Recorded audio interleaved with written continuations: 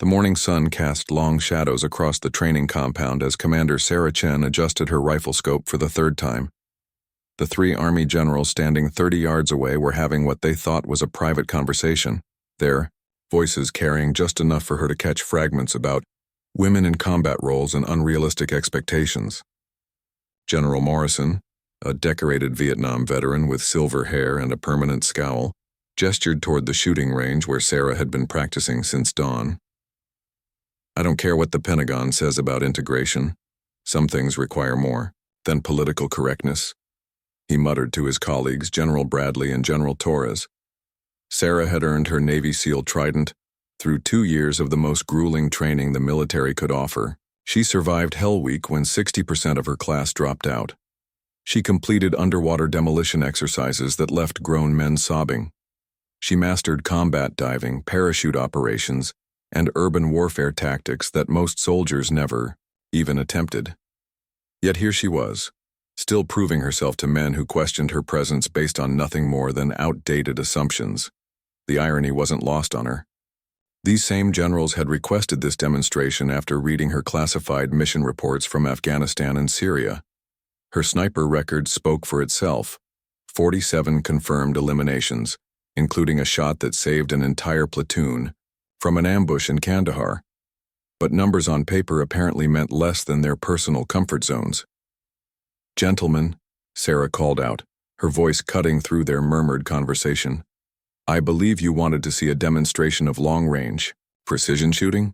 She kept her tone professional, though her jaw tightened slightly. Years of military discipline had taught her to channel frustration into focus. General Bradley stepped forward, consulting his tablet. "Commander Chen, we've set up targets at varying distances: 300 yards, 500 yards, and 800 yards. Standard protocol for this evaluation requires hitting center mass on all 3 targets within a 2-minute window." Sarah nodded, though she'd already spotted something they hadn't mentioned. Beyond the official targets, maintenance crews had left 3 metal water bottles on a fence post nearly 1,000 yards away. The bottles were barely visible without magnification, each no bigger than her thumb from this distance. An idea began forming in her mind. "Before we begin the official test," Sarah said, adjusting her rifle's bipod, "would you mind a small wager? Nothing serious. Just a friendly bet between military professionals." The generals exchanged glances. General Morrison's eyebrows raised with interest.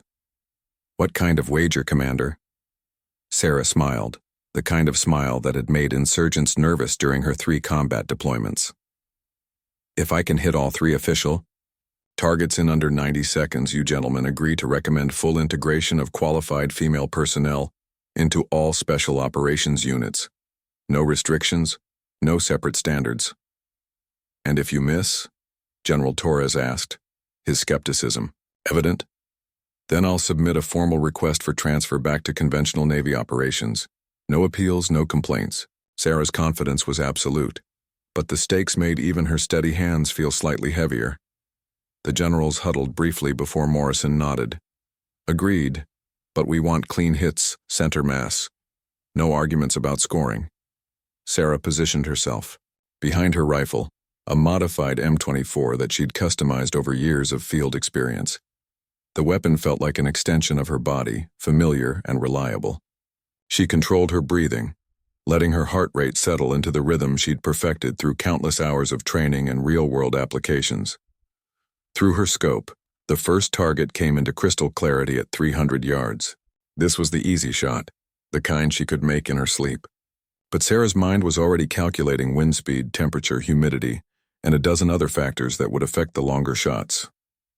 "Whenever you're ready, Commander," General Bradley announced, stopwatch in hand. Sarah's finger found the trigger. The familiar weight and resistance felt perfect.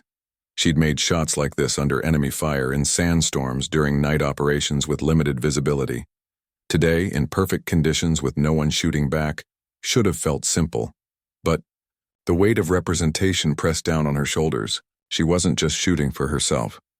She was shooting for every woman who'd ever been told she wasn't strong enough, fast enough, or tough enough for military service. Every female soldier who'd faced questioning looks and whispered doubts was counting on this moment. The irony of the situation struck her again. These generals had seen her service record, knew her capabilities, yet still needed this theatrical demonstration. It was as if all her proven combat experience meant nothing without their personal witness. Sarah took one final breath, steadied her sight picture, and prepared to make the shots that would either validate years of struggle or send her back to conventional duties where her skills would be wasted on routine assignments. The morning air was still, perfect for precision shooting. In the distance, she could see the 3 water bottles glinting in the sunlight, presenting an opportunity that went far beyond the official test parameters. "Time starts now," General Bradley called out. Sarah's world narrowed to the view through her scope, her breathing, and the gentle squeeze that would determine not just her future, but the future of military integration policies. Sarah's first shot broke the morning silence like thunder. The 300-yard target showed a perfect center hit before the sound even finished echoing across the range. She didn't pause to admire her work. Muscle memory and training took over as she smoothly transitioned to the 500-yard target. General Morrison checked his watch. 15 seconds, he announced, though his tone had shifted from skeptical to impressed. The second shot followed 8 seconds later. Another perfect hit. Sarah was already swinging toward the 800-yard target when she caught sight of the generals' faces in her peripheral vision. Their casual confidence was evaporating, replaced by focused attention. 31 seconds, Bradley called out, his voice tighter now. But Sarah wasn't thinking about the stopwatch anymore.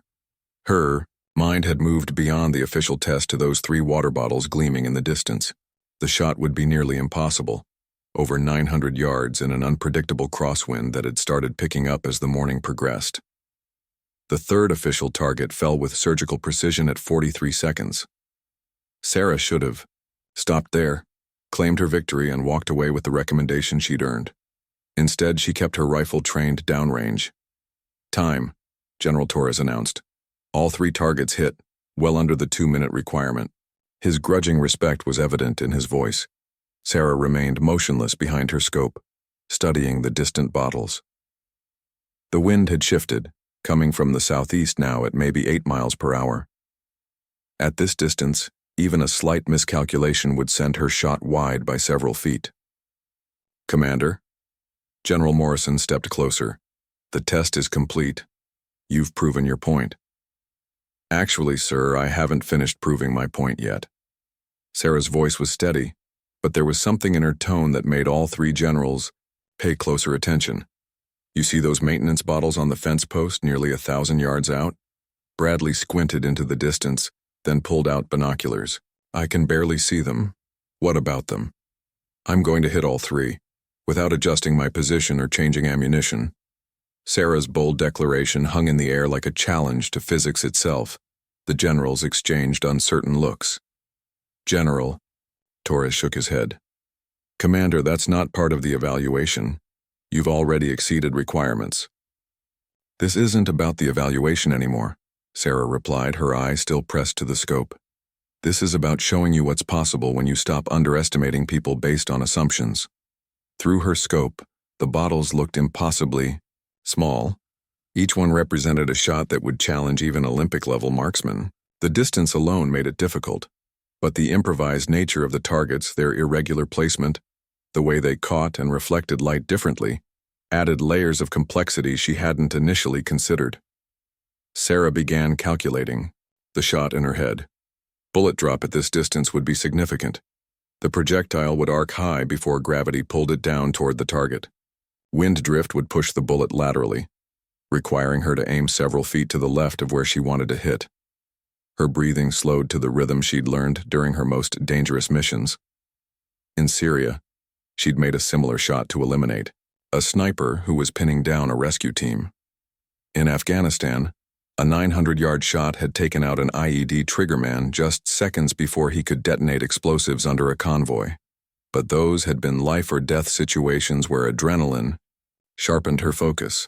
This was different. A calculated demonstration with 3 skeptical generals watching her every move, waiting for her to fail and prove their preconceptions correct.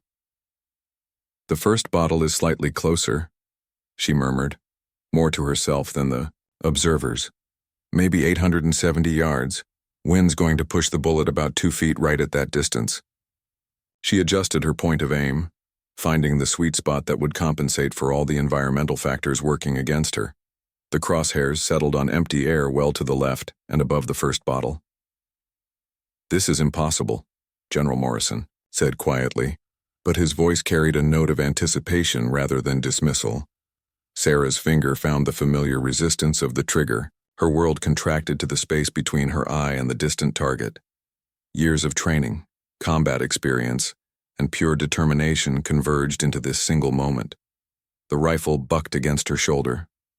Through the scope, she watched the bullet's trajectory, a tiny dark speck arcing across nearly 1,000 yards of space. For what felt like an eternity but was actually less than 2 seconds, the outcome hung in the balance. The first bottle exploded in a shower of water and metal fragments. Behind her, she heard General Bradley whisper, "Jesus Christ." Sarah was already adjusting for the second bottle, positioned slightly higher and further back on the fence post. This shot would be even more challenging. The additional distance meant more bullet drop, more wind drift, more opportunity for the countless variables that could turn a perfect shot into a complete miss. The generals had gone completely silent, watching her with the kind of focused attention usually reserved for life-changing moments. They were witnessing something that would redefine their understanding of what was possible, and they knew it. Sarah settled into her shooting position again, calculating angles and distances with the precision that had kept her alive through 3 combat deployments. The second bottle waited in her crosshairs, a challenge that would either cement her legend or humble her in front of the very people she was trying to convince. The second bottle disintegrated exactly 2.3 seconds after Sarah's shot, the metallic ping echoing faintly across the range. General Torres had borrowed Bradley's binoculars and was staring at the distant fence post with his mouth slightly open. "That's not possible," he muttered, though the evidence was scattered across 50 yards of desert ground behind the target area. Sarah allowed herself a small smile, but kept her focus locked on the third bottle. This final target sat at the far end of the fence post, positioned at what she estimated to be the full 1,000 yards. The morning sun had shifted enough to create heat shimmer between her position and the target, adding another layer of difficulty to an already extreme shot. General Morrison had gone completely silent, his earlier dismissive attitude replaced by something approaching awe. He'd seen plenty of skilled marksmen during his 30-year career, but nothing quite like this. The mathematical precision required for these shots went beyond training or natural talent. It demanded an almost supernatural understanding of ballistics and environmental conditions. "Commander," Bradley said carefully, "even if you miss this last one, what you've already accomplished is remarkable. Perhaps we should discuss terms for that recommendation." Sarah didn't respond immediately. She was deep in the zone that every sniper learns to access, a state of absolute calm where external distractions fade away, and the world becomes nothing but shooter, rifle, and target. Her heart rate had dropped to almost resting levels despite the pressure of the situation. Through her scope, the heat shimmer made the bottle appear to dance slightly, creating an optical illusion that could throw off her aim by several inches. She'd dealt with similar conditions during a mission in Iraq, where summer temperatures created mirages that made targets appear in multiple locations simultaneously. The wind had shifted again, now coming from almost due south at approximately 10 miles per hour. At this distance, that crosswind would push her bullet nearly 4 feet to the right if she didn't compensate properly. She adjusted her aim point, placing her crosshairs on empty space that seemed impossibly far from the actual target. "Range to target approximately 1,020 yards, she whispered, running through her mental calculations one final time.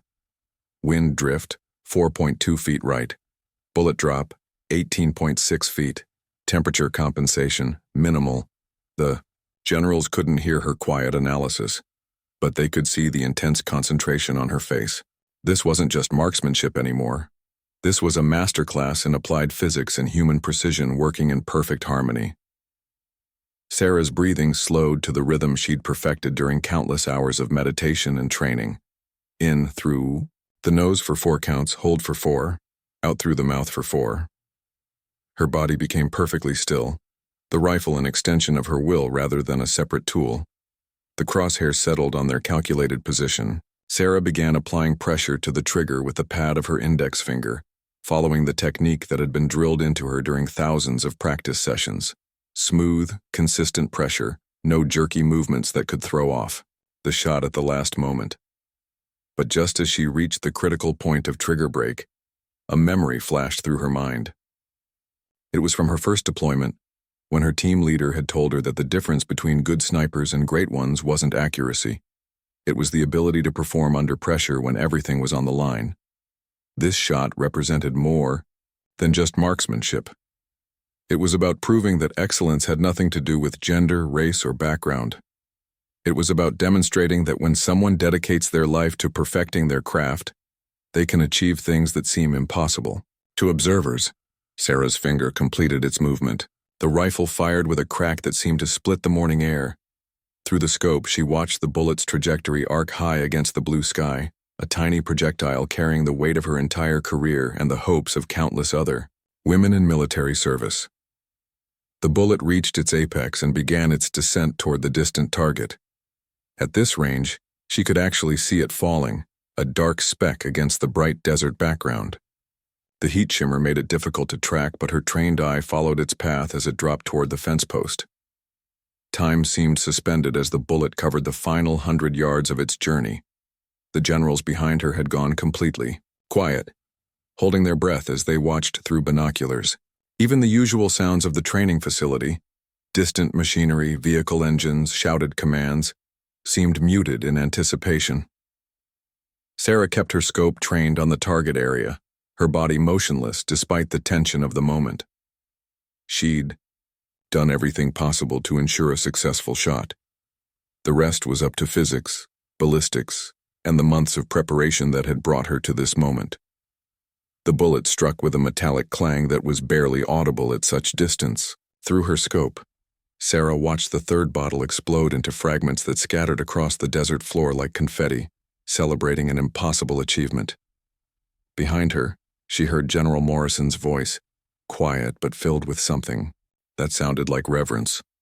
"I've been in the military for 31 years, and I have never seen anything like that." Sarah finally lifted her head from the scope, setting the rifle down with careful precision. When she turned to face the three generals, their expressions had completely transformed from the skeptical looks they'd worn an hour earlier. General Bradley was still holding his binoculars, staring at the distant fence post where twisted metal fragments glinted in the morning sun.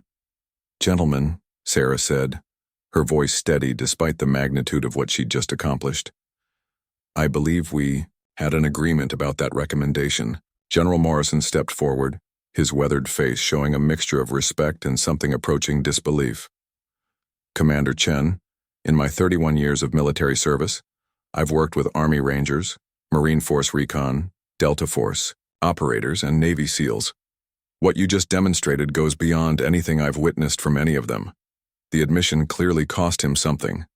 Morrison had built his career on traditional military values and old-school thinking about combat roles.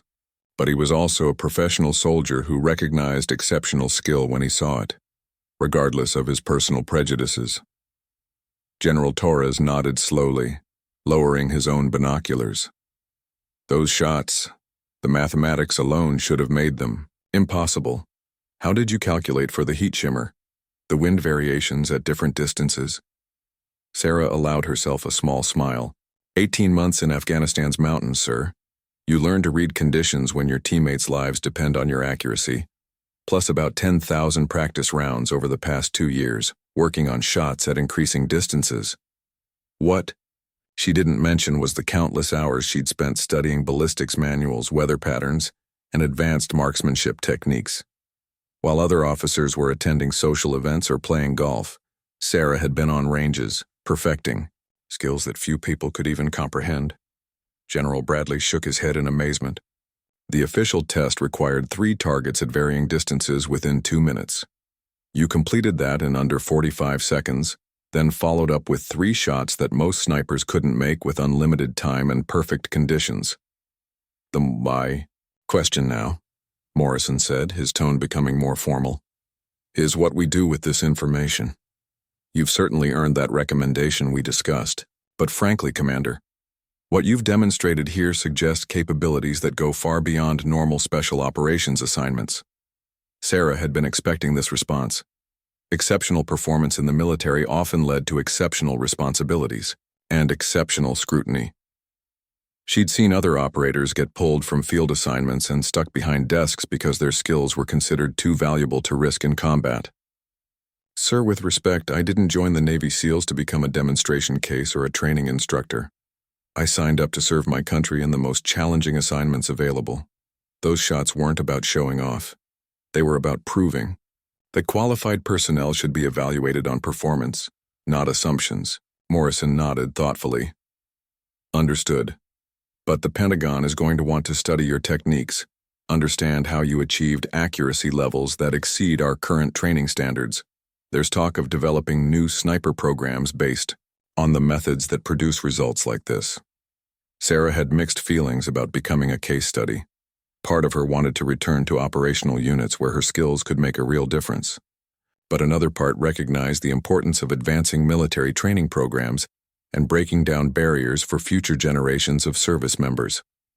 What kind of timeline are we looking at for this recommendation? She asked. Bradley consulted his tablet, scrolling through what appeared to be official forms and communications. Given the circumstances, I think we can expedite the process. The footage from today's demonstration should be sufficient evidence for the review board. I'd estimate 2 weeks for full approval and implementation. The significance of that timeline wasn't lost on Sarah. Within 2 weeks, qualified women could theoretically be assigned to special operations units that had been closed to them since the military's founding. Her 3 shots had potentially opened doors that bureaucratic processes might have kept locked for years, but she also knew that changing official policies was only the first step. The real challenge would be changing attitudes and cultures that had developed over decades of male-only operations. Some resistance would continue regardless of what any policy manual said. There's something else we need to discuss, General Torres said, his expression becoming more serious. Word of this demonstration is going to spread quickly through military channels. There are people who won't be happy about policy changes, regardless of the justification. Sarah had expected this as well.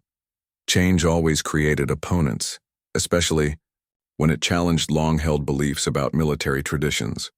She'd already faced resistance during her SEAL training, from instructors who seemed determined to prove she couldn't handle the pressure to fellow trainees who resented her presence.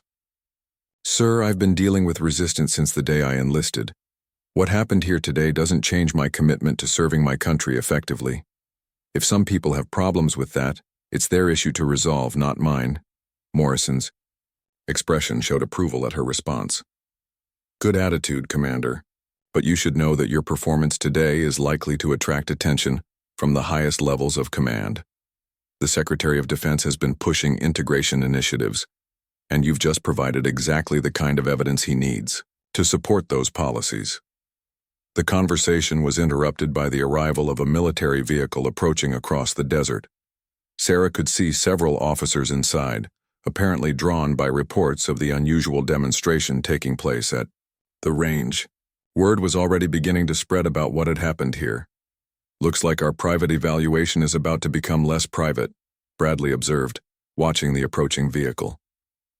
Commander, are you prepared to repeat this performance for additional witnesses? The approaching vehicle disgorged 4 more officers, including a colonel Sarah recognized from intelligence briefings and a Marine Corps general whose reputation preceded him everywhere he went. Word had clearly traveled fast through the base's communication networks, drawing attention from multiple branches of service. Gentlemen, Colonel Martinez, General Walsh. Morrison greeted the new arrivals with professional courtesy that couldn't quite mask his annoyance at the interruption. Commander Chen was just completing a marksmanship evaluation. Colonel Martinez stepped forward, her sharp eyes taking in the scene. Sarah's rifle, the distant fence post where metal fragments still glittered in the sunlight, and the unmistakable expressions of impressed disbelief on the 3 generals' faces. We heard some interesting radio chatter about impossible shots and broken records, Martinez said, her tone carefully neutral. Mind filling us in on what we missed? Sarah found herself in an awkward position. Repeating her performance for new audiences felt like turning her military skills into a carnival act. But she also recognized the political reality. The more witnesses to her capabilities, the stronger the case for policy changes became. General Walsh, a compact man with intelligent eyes and a reputation for supporting innovative training methods, studied the distant target area through his own binoculars. "Those are maintenance bottles on that fence post, correct? What's the range?" "Approximately 1,000 yards, sir," Sarah replied. "Maybe a bit more for the farthest targets." "And you hit all three?" Walsh's question carried genuine curiosity, rather than skepticism. "Yes, sir. After completing the official evaluation requirements in under 45 seconds. The Marine General lowered his binoculars and looked at Sarah with new interest. "Commander, I've heard reports about your operational record.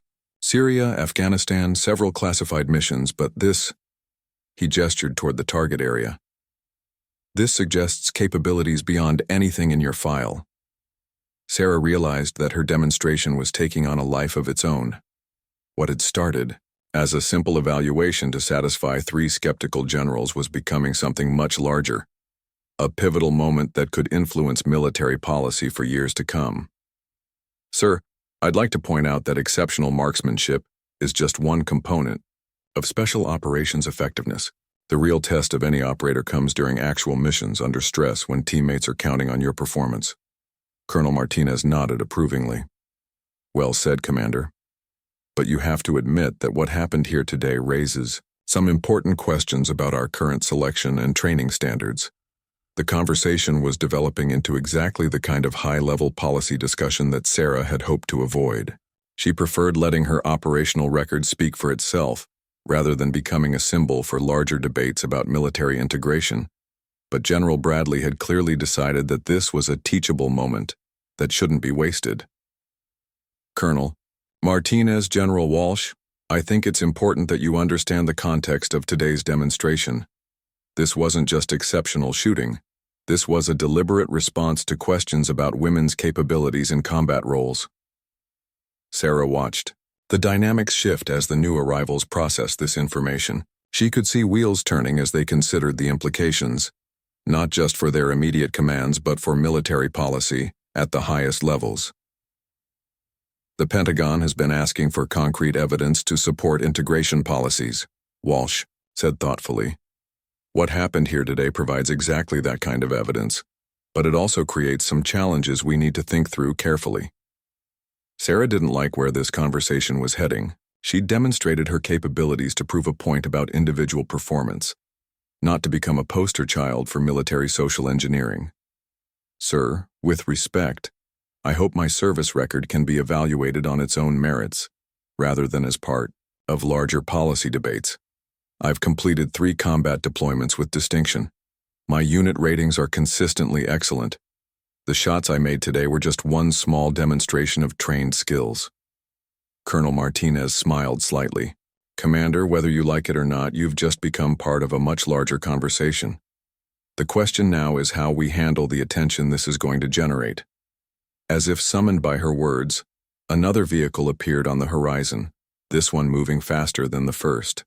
Sarah could see additional personnel inside, and her heart sank as she realized that her quiet demonstration was transforming into something resembling a media event. "Gentlemen, Colonel Martinez," she said, "I request permission to secure my equipment and return to my regular duties. The evaluation has been completed successfully, and I believe we all have more important work to attend to." General Morrison looked like he wanted to grant her request, but the political realities were obvious to everyone present. "Commander, I'm afraid it's not that simple anymore. What happened here today is going to require some follow-up discussions, at levels well above my authority." The second vehicle arrived and disgorged its passengers, more officers, a few civilian contractors, and someone Sarah didn't recognize but whose bearing suggested high-level intelligence community connections. Her private demonstration had officially become a significant event, with implications she hadn't anticipated. Sarah took a deep breath and prepared herself for the complications that exceptional performance inevitably created in military hierarchies. What she'd thought would be a simple proof of capability had evolved into something that would likely define the next phase of her career, whether she wanted it to or not. 3 months after that morning at the shooting range, Sarah found herself in a Pentagon briefing room facing the Secretary of Defense and a panel of senior military leaders. The walls were lined with photographs of previous defense secretaries and joint chiefs, stern faces that seemed to judge every decision made in their presence. The demonstration that was supposed to be a simple evaluation had indeed changed everything, just not in ways Sarah had entirely expected. Within 2 weeks of her shots, the Pentagon had fast-tracked new integration policies for special operations units. Within a month, the first class of women had begun selection processes for previously closed positions. But Sarah's own situation had become more complicated. Instead of returning to operational duties, she'd been assigned to a joint task force developing advanced marksmanship training programs. Her techniques were being analyzed, codified, and prepared for implementation across all branches of service.